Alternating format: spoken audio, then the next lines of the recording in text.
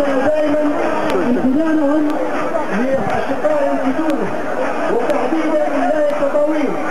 نرحب معكم بالساده رئيس واعضاء اتحاد شباب ثوره 14 جانفي بولايه تطاوين.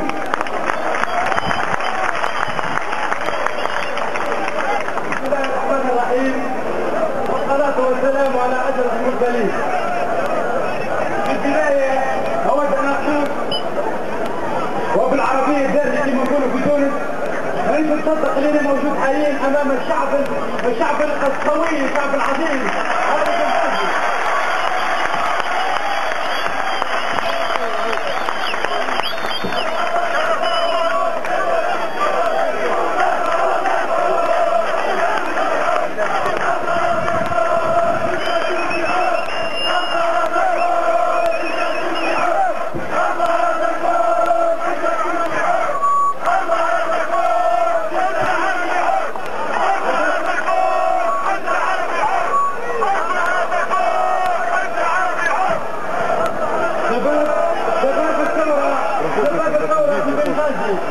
شباب تحية ثورية من تونس. نحن ممثلي اتحاد شباب الثورة في تطاوين نرفع كل آيات الإكبار والتقدير إلى كل من ساهم وما زال يساهم في هذه مسيرة ليبيا نحو الحرية والتحرر، وإلى كل يا أحرار في الغازي. أود اليوم أن أنقل إليكم ما يبذله الثوار في الجبل الغربي،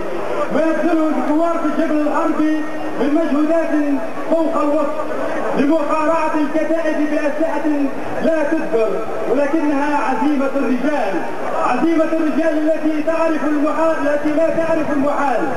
إن إخوتنا في الجبل الغربي سواء كانوا ثوارا على الجبهة أو ثوارا عند أهلهم في تطاوين يعانون الأمرين. يا إخواني، أريد أنا اليوم أتيت من تطاوين ومن تونس لأبلغ رسالة أهالي جبل نابلسا، لذلك أرجوكم أن تسمعوا جيدا هذه الرسالة.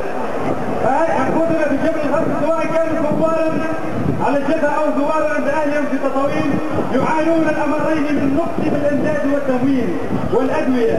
وإننا كاتحاد شباب الثورة في تطاوين نمد لمنظمي هذه المظاهرة الحاشدة بالضغط على مجموعة دول الاتصال، ونزيد الضغط أيضا على المنظمات الدولية، وأركز المنظمات الدولية التي لم تتدخل في إغاثة إخوتنا الليبيين. كالعادة تعرفون أن العرب، وإحنا العرب معناها يجون يدخلوا كان في نخبة، زي ما نحن العرب نأخذ المبادرة بحول الله ما نسحقوا الحد.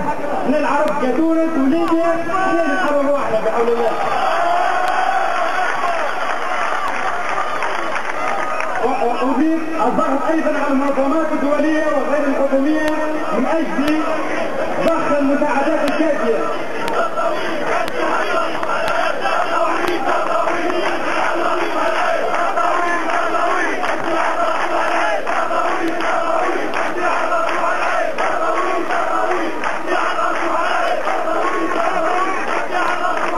لذلك نطالب الشعبين، الشعب التونسي والليبي، بالضغط على المنظمات الدولية وغير الحكومية من أجل ضخ المساعدات الكافية لإخوتنا في المناطق المحاصرة والدول المجاورة، لأننا بصراحة